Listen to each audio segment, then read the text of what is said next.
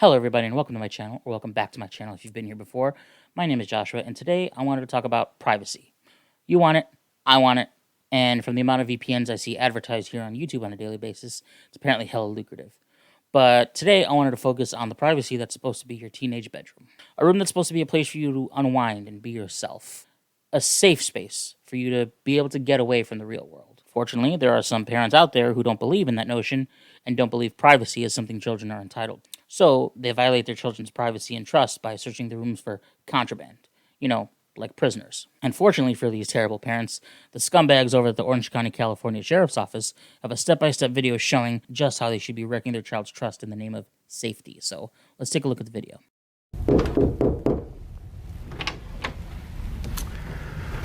Hello, everyone. Okay, right off the bat, this starts off so weird with the knock on the door and the guy just sitting on the bed that, like, if I did this, it wouldn't seem out of place.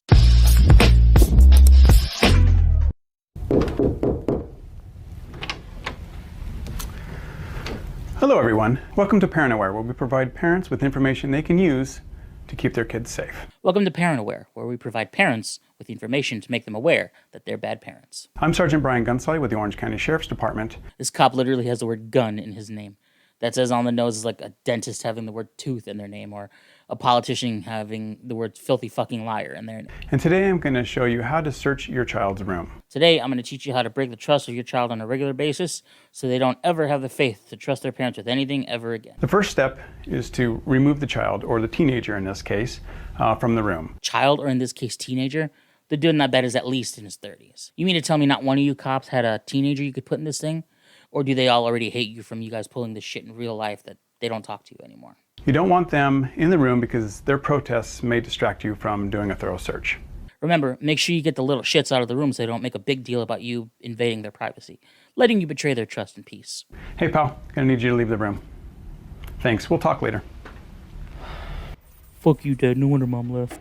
It's important to search your child's room every once in a while, like I would say about every 6 months.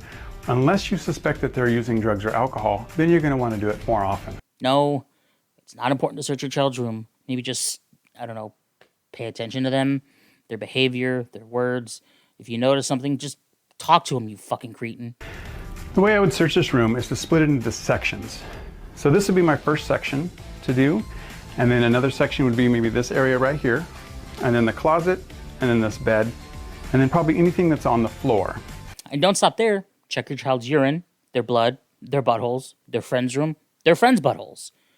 Gotta be thorough whenever you decide to treat your child like a prisoner. Plus, asshole, we know how to section off a room. Just get to the invasion of privacy, okay? So what I recommend is to start searching from top to bottom and then left to right. So here I would start just searching in this plant and then go across to the right, and then we'll search into whatever containers that are here. By the way, am I the only one hoping that any parent stupid enough to do this to their child's stuff just, like, comes in contact with nothing but bodily fluids? No? You too? Nice, I knew I liked you. Always want to look inside the containers and inspect things thoroughly. See, here we have a container with, looks like a place for someone to hide something. So I'm going to hang on to that. Certainly want to talk about that in a little bit. A place for someone to hide something? It looks like a fucking vitamin bottle. Looking at that and immediately just seeing contraband shows that subconsciously you've already made up your mind as to what conclusion you're going to come to.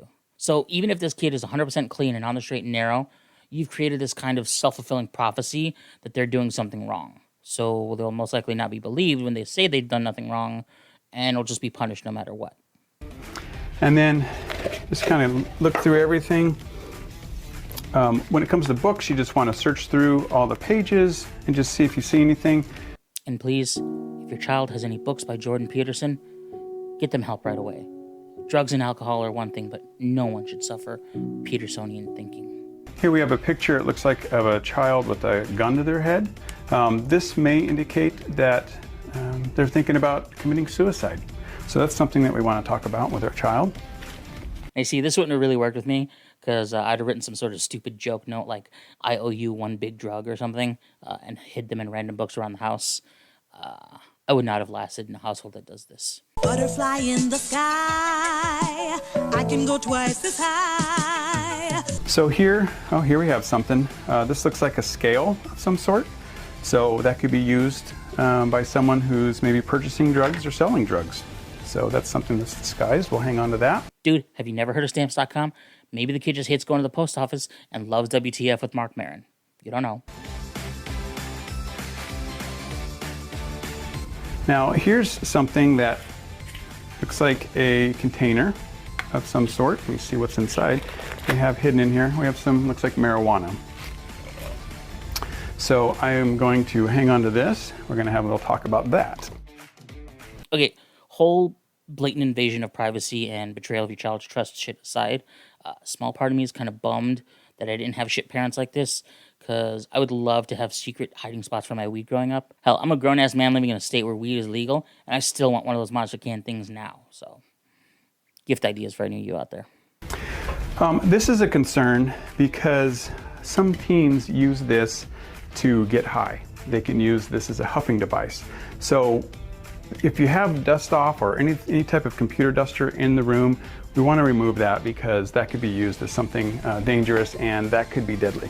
Okay, look, in a day and age where a kid could have a cell phone, a tablet, PC and or laptop, multiple gaming systems including handheld ones, and other electronic gadgets and accessories, having canned air in your room is not as weird as this twat makes it seem. Also, like, why use canned air when whipped cream is so much easier and cheaper to get a hold of? Like, sure, the ups don't last as long, but the ease of access kind of balances that out.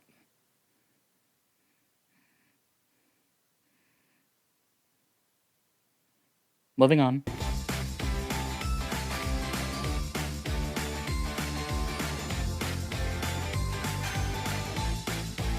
Come on, crunchy socks. And also it's very important to be respectful of the child's property when you're doing this because it's just the appropriate thing to do. Fuck you. If respectful was something you were worried about being, you wouldn't be making this video in the first place, asshole.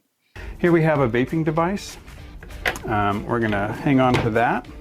Look, dude, the kid just wants to blow some sweet clouds, brah. Give him a break. Here we have some more clothing. Looks like everything's okay there.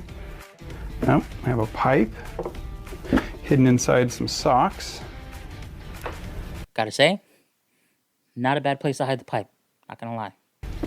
We'll go through here. Nothing in that drawer. And then if you notice anything that's unusual in the room, like this is toilet paper, that's kind of unusual. Yes, this toilet paper in this teenage bedroom is very unusual. And so is this bottle of lotion. And these 2 flashlights. Why does a teenager need so many flashlights? Seems a bit odd to me. Nothing, I don't see anything with that. Ajax, I don't know why this would be in his room. So I would inspect that a little better. In fact, here we have another container that we will talk to him about. Okay, the vitamin bottle, sure. The monster can, makes sense. But a can of Ajax? Come on, man. You gotta try harder than that. In the age of the internet, like, I just searched stash box on Amazon, and look what I found. A Coke can, a lint roller, a hairbrush, and if you really want to mess with your parents, a fucking Bible. Hey, the holy fucking Bible, son. Sorry, holy fucking Bible. And certainly you want to collect all these items. They shouldn't have them in their room. Remember, collect all these items that your children aren't supposed to have, take them to your room so you can use them, you fucking hypocrites.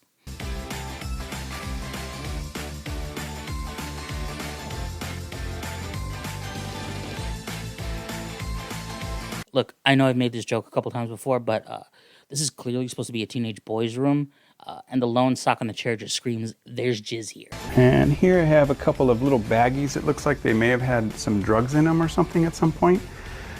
So that's another indicator. Or, you know what? Maybe the kid loves saffron. You know how expensive saffron is? They can only afford a little bit at a time, so they just get tiny little bits and bags as a treat for themselves. Stop assuming things.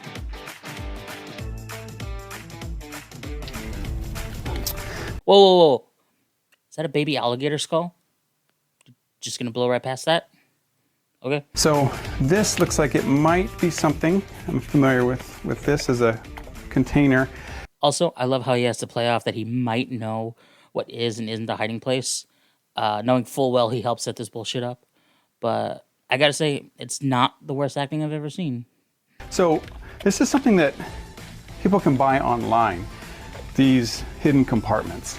So as you can see, It has liquid above and below, but the container, it's a false container in the middle that people can hide things in there. I'll hang on to that. See? This dude gets it. Find great stash boxes online. Fucking Ajax can, man. You deserve to get caught if you use that. Journals are good to go through. Okay, fuck you. No, they're not. There are countless stories of parents reading their child's journal. You know, the place where a child is supposed to like pour out their deepest, darkest thoughts and feelings to no one else but themselves, and then turning around and getting mad at the child for writing something in it, or using it against them in an argument, or, for God's sakes, bringing up something private from the journal in front of random people. Leave their journals alone. As a parent, you have every right to search your child's room. There is no legal problem with that. You're right. There is no legal issue with it. There is a big fucking moral issue with it, though. I'm going to say this as plainly as I can. If you do this, you're a bad parent. If you do this, you tell me and your child that you don't care about talking to them, you just care about punishing them. You're also giving them 100% proof that they cannot trust you. You're being reactionary and not preventative. If you provide them with stability and support and a caring ear, you won't have to resort to searching their rooms like a fucking prisoner. So be sure to take advantage of that and search your child's room while they're under the age of 18. Yeah, you better take advantage of it before they turn 18, because by the looks of a lot of the replies to the tweet this video was posted with, the people who had this shit pulled on them left when they turned 18 and never came back. Here, we just want to take a look through the journal and just see if there's anything suspicious. And here's a page where it looks like they're drawing pictures of marijuana references on here. Again, fuck you for going through the journal, but yes, you'll probably find weed stuff doodled in there. But let's face it, you'll probably find dicks drawn in there as well. Doesn't mean your child is out there taking dicks like a thief in the night, you tool. And then usually just go through the bed. You can remove the sheets and all the bedding and just take a look at the mattress. Make sure the mattress doesn't have any openings in it where someone could put or hide something in here. Oh, here's some more pill bottles, and that may match up with the pills that we found here. So that's good to have. We'll need it. Ooh, Mr. Sheriff had to do another take so they can get a close-up of the pill bottles. Vilmos Sigmund would be proud. Find out more about that. And then you want to search underneath, and we have Budweiser found underneath here. Okay. Look, at least it's not an IPA. If it was an IPA, then we'd have to have a real talking to. So the last area that you want to search is now everything that's on the floor. So we have here some clothing that's on the ground, and we'll just go through some clothing. Of course, the pockets always is where you're going to find stuff. So these are indicators that, they may be using drugs. Now look, I was a teenage boy once, and I don't know about you guys, but I am not picking up random teenage boy clothes that are just strewn about the floor. I don't care if it's my child or not. That's a hazmat situation, and I'm not willing to risk it. And then, of course, the backpack. Now, the best time to probably do a search is when your child is at school. Great, so now you're a fucking coward, too. Don't let your child see you being an untrustworthy prick. Do it behind their back and jump down their throat as soon as they get home. Do the search of the room, and then when they come home, finish that search up by checking the backpack. Remember, make sure to rip the backpack right off them as soon as they get home, lest they have a chance to hide all the drugs that they're carrying. And if they ask what you're doing, tell them to sit there and be quiet, because they're children. They should be seen and not heard. And can also have them remove, especially if you found all this, you're going to want to have them remove anything that's in their pockets, and you want to check the backpack. Their pockets, their shoes. Make sure you have your kit ready to take a hair sample to test for drugs.